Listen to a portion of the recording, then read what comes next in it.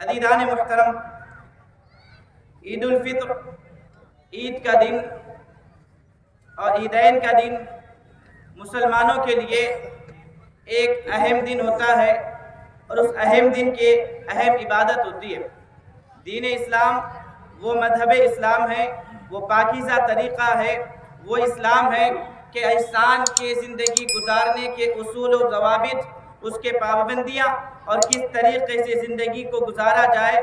آپ خوشی کے موقع پر ہو، آپ غم کے موقع پر ہو، آپ پریشانی کے موقع پر ہو، آپ حیرانی کے موقع پر ہو، آپ مظلوم کی کیفیت میں ہو، آپ دردناک کیفیت میں ہو، تو ہر کیفیت میں ان زندگی گزارنا کس طریقے سے ہے، حالات کا مقابلہ کس طریقے سے کرنا ہے، خوشی منانا ہے تو منائے کس طریقے سے، غم منانا ہے تو غم کو منائے کس طریقے سے، دردناک کیفیت کو ختم کرنا ہے تو اس دردناک کیفیت سے نکلے کس طریقے سے، اس کیفیت کو ختم کرے کس طریقے سے۔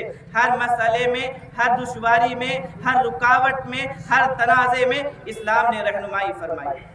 اور آج ہم اور آپ عید الفطر کے خوشی منانے کے لیے، عید سعید کی خوشیوں کو منانے کے لیے یہاں پر تشریف آئے، یہاں پر جمع ہوئے ہیں۔ اللہ ہمارے جمع ہونے کو قبول فرمائے اور عید الفطر کی حقیقی خوشیاں عطا فرمائے۔ عزیزان محترم، خطبہ مسنونہ میں 2 آیات کریمہ کی تلاوت کا شرف حاصل کیا۔ دونوں آیتوں پر وقت کی ضرورت ہے کہ مختصر روشنی ڈالی جائے، اور دونوں آیتوں پر انشاءاللہ اس خطاب میں ہم کوشش کریں گے کہ دونوں آیتوں پر مختصر بس لیکن سیر بحث حاصل کی جائے جس کو سمجھا جا سکے۔ عزیزان محترم، پہلی آیت کریمہ اللہ فرماتا ہے وَلِتُكَبِّرُوا اللَّهَ عَلَى مَا هَدَاكُمْ وَلَعَلَّكُمْ تَشْكُرُونَ۔ اے ایمان والو اللہ کی کبریائی بیان کرو، اللہ کی تکبیر بیان کرو، اللہ کی تحمید بیان کرو، اللہ کی حمد بیان کرو، اللہ کی تعریف بیان کرو، اللہ کی توصیف بیان کرو۔ پھر اس کے بعد کہا گیا عَلَى مَا هَدَاكُمْ، تعریف بیان کرنا کس پر ہے، اللہ کی تحمید بیان کرنا کس پر ہے، اللہ کی توصیف بیان کرنا ہے کس پر، کس چیز پر، تو فرمایا گیا عَلَى مَا هَدَاكُمْ، تم کو جو ہدایت بخشی گئی، تم کو جو ہدایت سے نوازا گیا، تو اس ہدایت کے ملنے پر عزیزان محترم غور کریں، رب چاہتا تو ہمیں انسان نہیں بلکہ کچھ اور بنا دیتا، رب چاہتا تو اسلام والا نہیں، مسلمان نہیں، ایمان والا نہیں، کسی اور مذہب میں پیدا کر دیتا، لیکن اللہ نے ہمیں ہدایت سے نوازا، ہدایت سے سرفراز فرمایا، ہدایت یافتہ فرما کر مسلمان گھرانے میں پیدا کیا، اسلام کے ماننے والوں میں پیدا کیا، اللہ اور اس کے رسول سے محبت کرنے والوں میں پیدا کیا۔ تو قرآن کہتا ہے وَلِتُكَبِّرُوا اللَّهَ عَلَى مَا هَدَاكُمْ، تم کو جو ہدایت دی گئی، تم کو جو ہدایت سے نوازا گیا، تم کو جو صحیح راستہ بتلایا گیا، جو تم کو صحیح طریقہ بتلایا گیا، اس صحیح راستے کے ملنے پر، صحیح طریقے کے ملنے پر اللہ کی تحمید بیان کرو، اللہ کی تکبیر بیان کرو، لعلکم تشکرون، کس لیے؟ تاکہ تم شکر گزار بندوں میں شامل ہو جاؤ۔ تکبیر بیان کرنا کس لیے ہے، تحمید بیان کرنا کس لیے ہے، تو بتلایا گیا اس لیے تاکہ تم شکر گزار بندوں میں اپنے آپ کو شامل کر لو، شاکرین بندوں میں خود کو شامل کر لو۔ تو عزیزان محترم، آیت کریمہ سے معلوم یہ ہوا کہ اللہ تبارک و تعالیٰ نے جب ہدایت سے نوازا تو ہدایت کے ملنے کے بعد مسلمانوں کو اللہ کی تکبیر کو بلند کرنا چاہیے، اللہ تبارک و تعالیٰ کی تحمید کو بیان بلند کرنا چاہیے۔ حالات چاہے جو ہو، حالات جس طریقے سے ہو، حالات کا مقابلہ کرے۔ کفار مکہ نے ابتدائی اسلام کے دنوں کو دیکھے، آج ہم ہندوستان کی حالت سے پریشان ہیں، ملک فلسطین میں مسلمانوں کی حالت خراب، عراق شام میں مسلمانوں کی حالت خراب، جموں کشمیر میں مسلمانوں پر ظلم، ہندوستان کے اندر مسلمانوں پر ظلم، کبھی شریعت کے نام پر، کبھی حجاب کے نام پر شریعت میں مداخلت، تو کبھی 3 طلاق کے نام پر شریعت میں مداخلت، تو کبھی مسجد سے نکلتی آذانوں کی مخالفت۔ نہ صرف اسپیکر کا مسئلہ ہوتا، تو اسپیکر کا اگر مسئلہ ہوتا تو صرف اذان کی آواز اٹھائی نہیں جاتی، بلکہ اسپیکر کا اگر مسئلہ ہوتا تو صرف اذان بند کرو یہ نہیں کہا جاتا، بلکہ یہ کہا جاتا کہ اسپیکر کو بند کرو لیکن اذان کو بند کرو۔ یہ کہنے کا مطلب یہ ہے کہ یہ اسپیکر سے دشمنی نہیں بلکہ اذان کی دشمنی ہے، مسلمانوں کی دشمنی ہے، مسلمانوں کو نقصان پہنچانے کے لیے۔ تو عزیزان محترم، کہنا یہ چاہتا ہوں کہ حالات چاہے جس طریقے سے ہو، कुफ्फार मक्का ने इस्लाम कबूल करने के बाद मुसलमानों को सताया। बिलाल हबशी रज़ियल्लाहु ताला अन्हु के ताल्लुक से आप जानते हैं, आपके मालिक उमैया ने आपको नंगी पीठ रेगिस्तान पर लिटाया, सीने पर वज़नी पत्थर रखा और कहा कि अल्लाह के नारे को बुलंद करना छोड़ दो, हम तुम्हें मारना सताना छोड़ देंगे। लालच दी गई कि तुम अल्लाह को छोड़ो, अल्लाहु अहद को छोड़ो, हम तुम्हें आज़ाद कर देंगे। हज़रत उस्मान गनी रज़ी अल्लाह ताला मुसलमानों के तीसरे खलीफा उस्मान इब्न अफ़्फ़ान रज़ी अल्लाह ताला, इन्होंने जब इस्लाम की दावत को कबूल किया, मुसलमान हुए, तो मुसलमान होने के बाद इन्हीं के चचा ने खजूर की चटाई में आपको लपेटा, एक तरफ से सुराख बंद मुंह बंद कर दिया और एक तरफ से धुआं दिया, यहाँ तक कि आपकी सांस फूलने लगी। तो अज़ीज़ान मोहतरम, हज़रत सुमैया रज़ी अल्लाह ताला अन्हा इस्लाम की पहली शहीद खातून, प्यारे मुस्तफ़ा अलैहिस्सलातु वस्सलाम के दस्ते मुबारक पर इस्लाम कबूल करने वाली पहली खातून हज़रत सुमैया रज़ी अल्लाह ताला अन्हा, पहली खातून शहीद सुमैया रज़ी अल्लाह ताला अन्हा, इन्होंने जब इस्लाम को कबूल किया तो इनके आका ने आप पर इतनी ज़बरदस्ती की, इतना जुल्म किया। रिवायात में आता है कि हज़रत सुमैया रज़ी अल्लाह ताला अन्हा के शर्मगाह पर नेज़ा मारकर आपको शहीद कर दिया गया। तो अज़ीज़ान मोहतरम, हालात कुफ़ार मक्का ने इब्तिदाई इस्लाम में मुसलमानों के ख़राब किए, मुसलमानों को सताया। प्यारे मुस्तफ़ा रास्ते से गुजरते आपके जिस्म मुबारक पर कचरा डाला गया, आप जिस रास्ते से गुजरते आपके रास्ते में कांटों को बिछाया गया, आप अलैहिस्सलाम गुजरते आपके जिस्म मुबारक पर निजाजत को डाला गया। तो अज़ीज़ान मुहतरम, मक्का के सहन में सजदे की कैफियत में होते ऊंट की वज़नी ओजड़ी को डाला गया। तो अज़ीज़ान मुहतरम, अलगरज अलमतलब ये है, अलहासिल ये है कि मुसलमानों को सताया गया, लेकिन क्या हुआ? वलितुकब्बिरुल्लाह अला मा हदाकुम के पैकर बनकर सहाबा की जमात ने उन कैफियत में, उन हालात में, उन मसाइल में भी अल्लाह की तकबीर को बुलंद किया, अल्लाह तबारक व तआला की किबरियाई को बयान किया। तो अज़ीज़ान मुहतरम, हालात चाहे जो हो, हालात चाहे जिस तरीके से ख़राब हो, हम अल्लाह की तकबीर से ख़ुद को रोक नहीं सकते, अल्लाह के हुक्म को मानने से ख़ुद को रोक नहीं सकते, अल्लाह उसके रसूल के अहकामात पर अमल करने से ख़ुद को रोक नहीं सकते। तो अज़ीज़ान मुहतरम, हुक्म दिया गया वलितुकब्बिरुल्लाह अला मा हदाकुम, तुमको जो हिदायत दी गई, तुमको जो रास्ता बतलाया गया, तुमको सही तरीका बतलाया गया, तो अब सही तरीका मिला, रास्ता मिला, हिदायत मिली, तो अल्लाह की किबरियाई बयान करो, अल्लाह की तहमीद बयान करो। तो अज़ीज़ान मुहतरम, उसी तकबीर को और उसी तहमीद को बयान करने के लिए हम और आप ईदैन के मौके पर अज़ीमुश्शान पैमाने पर जमा होते हैं। मकसद क्या होता है? ईद की खुशी मनाना, और खुशी मनाने के पीछे मकसद क्या होता है? अल्लाह की किबरियाई बयान करना। अब ईद है क्या? तो बतलाया गया कि ईद उल फित्र जो होती है, ईद उल अज़हा यानी कुर्बानी की ईद, हज़रत इब्राहीम अलैहिस्सलातु वस्सलाम और इस्माइल ज़बीहुल्लाह अलैहिस्सलाम की याद को मनाने के लिए, उनके उस तरीक़े पर अमल करने के लिए, सुन्नत इब्राहीम पर अमल करने के लिए ईद उल अज़हा को रखा गया। और वही ईद उल फित्र किस लिए? तो बतलाया गया कि रमज़ान मुबारक का महीना मुसलमानों को दिया गया था।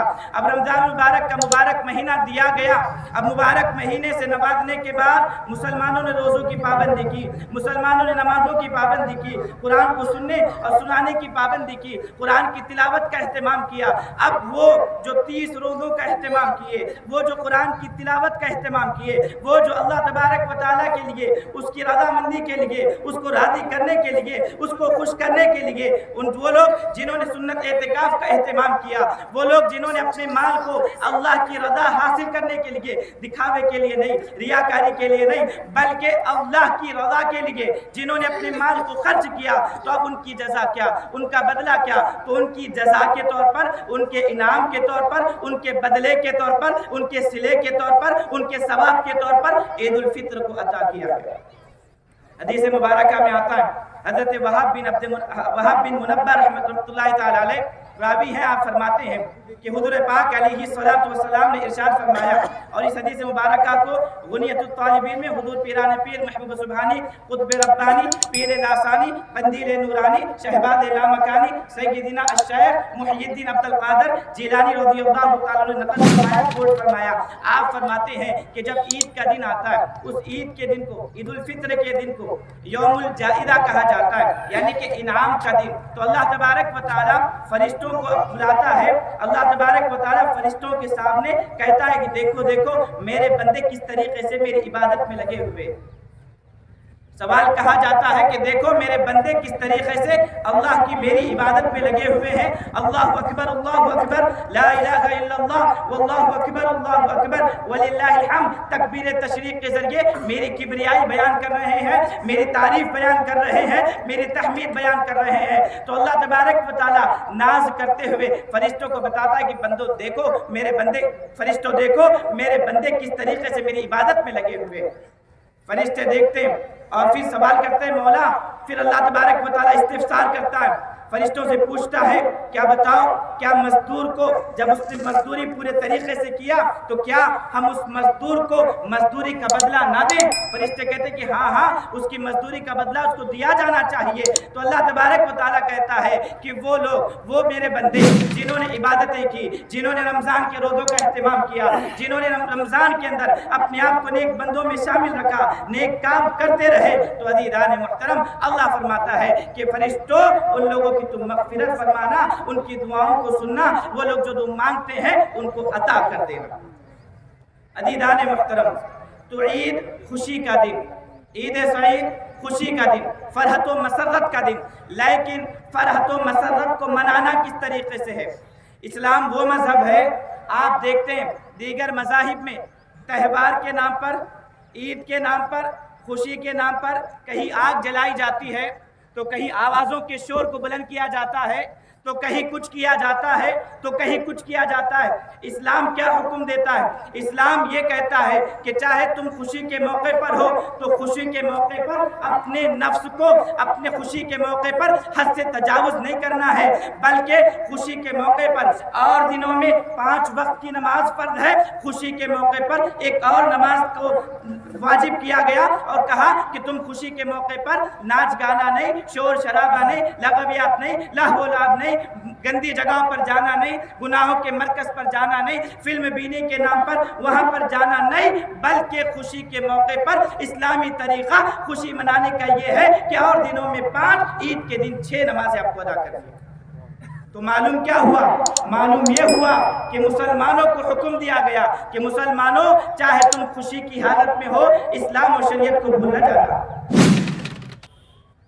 اسلام اور شریعت کو بھول نہ جانا۔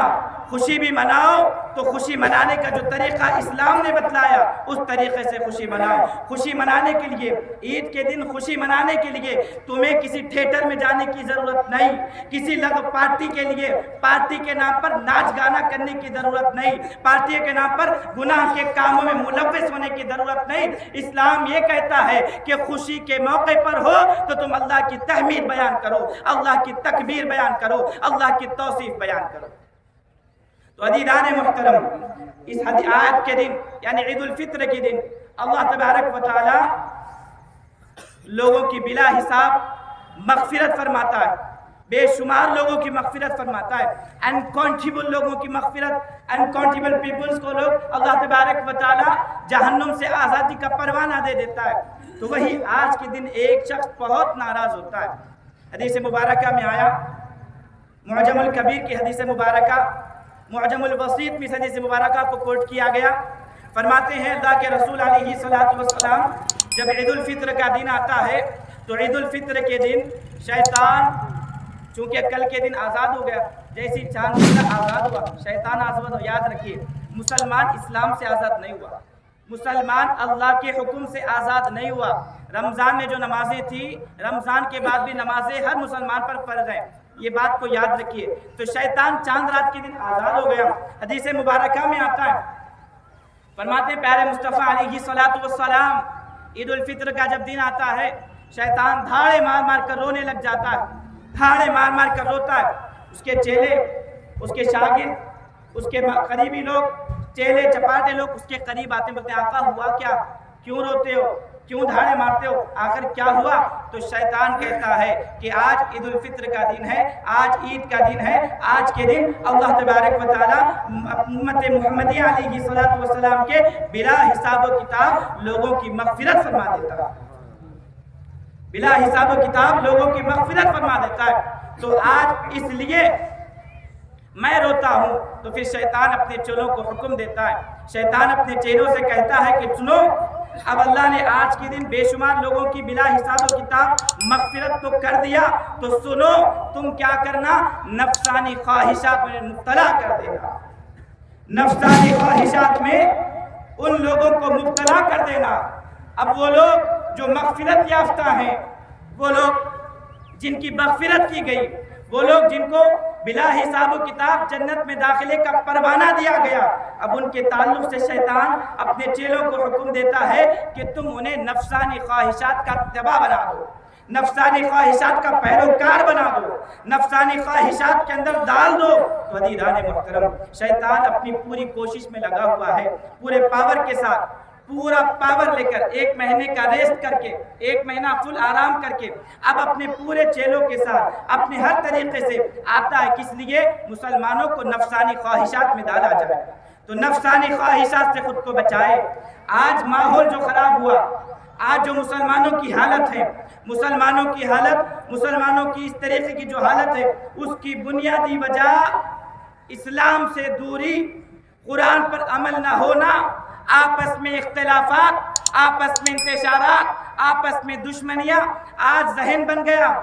آج انسان یہ کہتا ہے، کئی لوگوں کے منہ سے آپ نے خود سنا ہوگا، کہتا ہے کہ آج مسلمانوں کو مسلمانوں سے خطرہ ہے، مسلمانوں سے پریشانی ہے، مسلمانوں سے تکلیف ہے۔ یہ آج کی ہماری حالت ہے، جبکہ ہونا کیا چاہیے تھا؟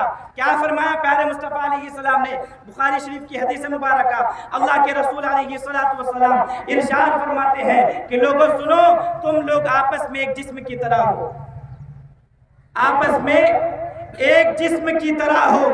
اب ایک جسم کا مطلب ہوتا کیا ہے؟ آپ دیکھیں، آپ کے کسی ایک انگلی کو مار لگا، کسی ایک انگلی کو زخم ہوا، آپ کا پورا وجود، آپ کا پورا جسم بے چین ہوتا ہے، مضطرب ہوتا ہے، پریشان ہوتا ہے۔ ایک انگلی کو مار لگا، پورا جسم پریشان، دماغ پریشان، آنکھ پریشان، پیر پریشان، ہاتھ پریشان، ہر چیز پریشان ہوتی ہے۔ دماغ آپ کا اسی میں لگا ہوتا ہے، ارے مار لگا، خون نکلا، ٹانکے لگے۔ تو فرمایا گیا آپ پوری امت ایک جسم کی طرح ہے، تو جس طرح جسم کے ایک حصے کو تکلیف پہنچنے سے پورا جسم کا وجود اور پورا جسم کانپ جاتا ہے، تو اسی طریقے سے امت محمدیہ علیہ السلام ایک جسم کی طرح ہے۔ اب چاہے حالت کہیں بھی خراب ہو، کسی ملک میں خراب ہو، چاہے فلسطین میں خراب ہو مسجد اقصیٰ کو لے کر، چاہے افغانستان میں خراب ہو، چاہے ہندوستان میں خراب ہو، چاہے کرناٹک کے اندر خراب ہو، مدھیہ پردیش کے اندر خراب ہو، پنجاب کے اندر خراب ہو، چاہے جس ملک میں، چاہے جس گاؤں میں، چاہے جس بستی میں، چاہے جس علاقے میں، چاہے جس محلے میں مسلمان اگر تکلیف میں ہے تو پورے مسلمان کو تکلیف اس کی محسوس کرنی چاہیے، اس کی تکلیف کا احساس ہونا چاہیے۔ اگر احساس نہیں ہوتا ہے، اگر تکلیف نہیں ہوتی ہے، اگر دل میں یہ خیال آتا ہے وہاں کا مسلمان ہے نا، مرے تو مرے، وہاں کا مسلمان ہے نا، تکلیف میں ہے تو ہے، کرناٹک کی وہ بچیاں اگر تکلیف میں ہے تو ہے، اگر دل میں ان کے تعلق سے کچھ آپ کو افسوس خیال نہیں آتا، تو اپنے مسلمان ہونے پر، اپنے ایمان کے ہونے پر آپ کو فکر کرنے کی ضرورت ہے۔ بات کڑوی ہے پر حقیقت ہے، بات کڑوی ہے پر حقیقت ہے، مانے نہ مانے، میری یا کسی قاری یا مفتی کی بات نہیں، بلکہ پیارے مصطفیٰ علیہ السلام جو شریعت اسلامیہ کے بانی ہے، جنہوں نے اللہ اور اس کے رسول کے احکام کو ہم تک بتلا دیا، ان مصطفیٰ علیہ السلام کی بات ہے۔ کیا؟ پوری امت ایک جسم کی طرح ہے، تو ہمیں ان کی تکلیفوں کو احساس کرنے کی ضرورت ہے۔ آج بھائی بھائی سے پریشان، آج ہم اپنے اندر بٹے ہوئے، ہم فرقوں میں بٹے ہوئے، ہم مسلکوں کے نام پر بٹے ہوئے، آج ہم جو اللہ اس کے رسول کا ہے وہ ہمارا ہے، جو اللہ اس کے رسول کا ہے وہ ہمارا ہے، جو اللہ اس کے رسول کو مانتا ہے وہ ہمارا ہے۔ صحیح طریقے سے ماننا ضروری، اللہ اس کے رسول کو ماننے والا ہمارا۔ تو بتلایا گیا کہ کیا آج آپ حالاتوں کو دیکھیں، حالات کس طریقے سے پریشان ہیں، آج اتنے خطرناک ماحول بن گیا۔ حالانکہ یہی مسلمان ہے جس نے کورونا کے اندر، ابھی آپ نے سنا مجھ سے پیشتر خطیب سے کہ آپ نے سنا کہ کورونا کے اندر یہی مسلمان بچے تھے، ہم نے اپنے آنکھوں سے دیکھا، ہمارے ساتھ اٹھنے بیٹھنے والے بچے جنہوں نے ہندوؤں کی لاشوں کو جا کر جلایا، جس کا بھائی بیٹا لاش کے قریب جانے سے ڈر رہا تھا، ہمارے مسلمان بچوں نے ان کو جلایا۔ उनके आखिरी रसूमात को पूरा किया। लेकिन आज आप जानते हैं किन हालात बनाया गया, किस तरीके से हालात बन गए। क्यों? वजह क्या? हम मुसलमान। कोर्ट ये हुक्म देता है, कोर्ट ये फैसला सुनाता है कि हिजाब मुसलमानों के अंदर ज़रूरी नहीं है। कहाँ से मालूम हुआ? हमारे अमल की वजह से, हमारे अमल की वजह से। अगर हम हिजाब पर सख्ती के साथ अमल पैरा होते तो कोर्ट ये फैसला देता कि मुसलमानों के अंदर हिजाब ज़रूरी नहीं है। किसने बताया? हमने बताया कि हिजाब ज़रूरी नहीं है। अज़ीज़ान मुहतरम, तो ये वक्त की ज़रूरत है, ये माशरे की ज़रूरत है। हम ये चाहते हैं इज़्ज़त हासिल हो, हम ये चाहते हैं सुर्ख रवी हासिल हो, हम ये चाहते हैं मुसलमान अपने हालातों को सुधारे, हम ये चाहते हैं मुसलमान अपनी हालतों से बाहर निकले, ज़िल्लत और रुसवाई से घड़े से निकले। तो वाअतसिमू बिहब्लिल्लाहि जमीआ वला तफर्रकू पर अमल करना ज़रूरी। वाअतसिमू बिहब्लिल्लाहि जमीआ, अल्लाह की रस्सी को मजबूती से थामो। वला तफर्रकू, आपस में तफर्रुका न करो, आपस में इंतशार न डालो, आपस में इख्तिलाफात न डालो। तो अज़ीज़ान मुहतरम, अल्लाह तबारक व तआला के रसूल अलैहिस्सलातु वस्सलाम ने मुसलमानों को हुक्म दिया इत्तिहाद इत्तेफाक का। और याद रखिए, हम जो परेशान, बुनियादी वजह मुसलमानों का आपस में इत्तिहाद का न होना, यही वजह है हम परेशान हैं। एक वो दौर था तादाद में हम कम थे, तादाद में हम कम थे, किल्लत के एतबार से हम कलील थे, किल्लत थे। याद करें मुसलमानों की पहली जंग ग़ज़वे बद्र, 313 का लश्कर, कुफ़ार 1000, मुसलमानों की असलहा खाने की हालत इस तरीके से है, यानी कि हथियारों की हालत इस तरीके से है। एक रिवायत के मुताबिक सिर्फ 8 तलवारें, वो भी किसी की मुट्ठी टूटी हुई है, किसी को जंग लगा हुआ है, किसी का दस्ता टूटा हुआ है, वो 8 तलवारों की इस तरीके की हालत। घोड़े 6 और पापियादा फौज 313, उसमें बूढ़े भी हैं और रोज़े की हालत में और गरीबी मुफली। अगर हम ये समझते हैं कि पैसों का ना होना ज़िल्लत और रुसवाई का सबब है तो हम गलत समझते हैं। गरीबी और तंगदस्ती सहाबा की तरह हमने नहीं देखी। ग़ज़वा बदर की हालत क्या थी? एक खजूर को चूस कर सहर कर लेते, फिर उसी खजूर को चूस कर खाकर रात में इफ्तार कर लेते। ये मुसलमानों की गुर्बत का हालत था उस वक़्त। लेकिन शान और दबदबे का आलम क्या था कि 313, 1000 का लश्कर, तलवारों से, हर तरह से हथियार, जिस्म को छुपाए हुए, हर तरीके से। लेकिन अल्लाह तबारक व तआला ने, अल्लाह की ज़ात पर उनको जो तवक्कुल था, अल्लाह की ज़ात पर जो यकीन था, उस यकीन की बुनियाद पर, उस तवक्कुल के बुनियाद पर अल्लाह तबारक व तआला ने मुसलमानों को फतह भी अता फरमाई। और न सिर्फ फतह की शक्ल भी किस तरीके से, आसमानी दुनिया से नूरानी मखलूक फरिश्तों को उनकी मदद के लिए भेजा, फरिश्तों को उनकी मदद के लिए भेजा। किस वजह से भेजा भाई? वो क्या वजह थी? ईमान की ताकत, अल्लाह की ज़ात पर तवक्कुल, अल्लाह की ज़ात पर यकीन, अल्लाह की ज़ात पर भरोसा। आज हम अपनी ईमानी कैफियत का अंदाज़ा करें, आज हम अल्लाह के तवक्कुल पर अंदाज़ा करें, हमारे तवक्कुल की हालत क्या है, हमारे ईमान की हालत क्या है। आपको किसी मुफ्ती की ज़रूरत नहीं है, आपको किसी बतलाने की ज़रूरत नहीं है कि फ़लाँ ने क्या कहा या मैं कैसा हूँ, मुझे फ़लाँ मुफ्ती साहब कहे, फ़लाँ इमाम साहब कहे, फ़लाँ हाफिज़ साहब कहे। नहीं, आपको किसी के कुछ कहने की ज़रूरत नहीं। आप अपने खुद मुफ्ती बनिए, आप अपने खुद के खुद डॉक्टर बनिए, आप अपने खुद के जिस्म के इंजीनियर बनिए और अंदर से सवाल करिए मैं कैसा हूँ। आप उसको अंदर से सवाल करें मैं कैसा हूँ, मेरी कैफियत किस तरीके से, आपको खुद जवाब मिलेगा। आप खुद अपने अंदाज़े कैफियत को देखें, कितने लोगों को मैंने मारा, कितने लोगों की हक तलफी की, कितने लोगों को सताया, इस्लाम के अंदर कितना अमल पैरा हूँ, इस्लामी निशानियों को कितना तरीके से मैं अमल कर रहा हूँ। आप उसको समझिए, कुछ समझ में आया अमल करिए, अल्लाह आपको कामयाबी देगा, अल्लाह आपको इज्जत से नवाजेगा, अल्लाह आपको सुर्ख रवी देगा। अगर याद रखें इस्लामी तालीमात पर अमल नहीं है, रसूलुल्लाह अलैहिस्सलाम की सुन्नतों पर अमल नहीं है, सिर्फ बातों की हद तक, नारों की हद तक, या फिर सिर्फ और सिर्फ लहरानों की हद तक अगर हमारा ईमान है तो माफ़ कीजिएगा, ऐसा ईमान आपको कोई फ़ायदा पहुंचाने वाला नहीं है। अमल के साथ साथ, कहने के साथ साथ, अल्फाज के साथ साथ उस पर अमल की ज़रूरत है। मुसलमानों, अमली मैदान में उतरने की ज़रूरत है, अमली मैदान में उतरने की ज़रूरत है, अमली मैदान में उतरने की ज़रूरत है। याद रखो, جب تک عمل نہ کرو گے، جب تک اچھا انسان نہ بنو گے، جب تک صحیح مسلمان نہ بنو گے، جب تک اللہ اور اس کے رسول کے احکامات پر عمل نہ کرو گے، ذلت اور رسوائی آپ کے نصیب کا حصہ بنے گی۔ وہ زمانے میں معزز تھے مسلمان ہو کر، وہ زمانے میں معزز تھے مسلمان ہو کر، ہم خوار ہیں زمانے میں تارک قرآن ہو کر۔ ہم نے قرآن پر عمل کرنا چھوڑ دیا، ہم نے قرآن کو سمجھا کیا جی؟ ہم کیا سمجھتے ہیں؟ آج ہماری جو ماحول بنا ہوا ہے، حالات جو بنے ہوئے ہیں، جس طریقے کی ہم کیفیتوں میں ہیں، ہم یہ سمجھتے ہیں کہ رمضان آیا تو قرآن پڑھنا، ایثار ثواب کر دینا، بیٹی کی شادی آئی تو جہیز میں اس کو قرآن تحفے میں دے دینا، کوئی نہیں مر رہا تو سورہ یاسین پڑھ کے اس کو جلدی مروا دینا۔ ہم نے یہ قرآن کو سمجھا۔ ہاں، ایثار ثواب قرآن کا حصہ کرنا چاہیے، ثواب اس کو پہنچتا ہے۔ ہاں، قرآن کی تلاوت کے ذریعے دل منور ہو جاتا ہے۔ ہاں، قرآن کو بیٹی کے جہیز میں تحفے کے طور پر دینا چاہیے۔ لیکن اگر کوئی یہ سمجھتا کہ سکرات کی وقت کوئی ہے، سورہ یاسین اس کے اوپر پڑھو، جلدی مر جائے گا، سکرات کی حالت سے نکلے گا، اسلام صرف اسی لیے ہے، اگر کوئی یہ سمجھتا ہے تو یاد رکھو اس نے اس قرآن کو غلط سمجھا، اسلام کو غلط سمجھا۔ قرآن کا اصل مقصد مردوں، آدھے مرے ہوئے کو پورا مرا کر دینا یہ نہیں ہے۔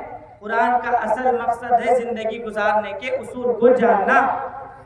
قرآن سے ہم نے سیکھا بھی تو کیا سیکھا؟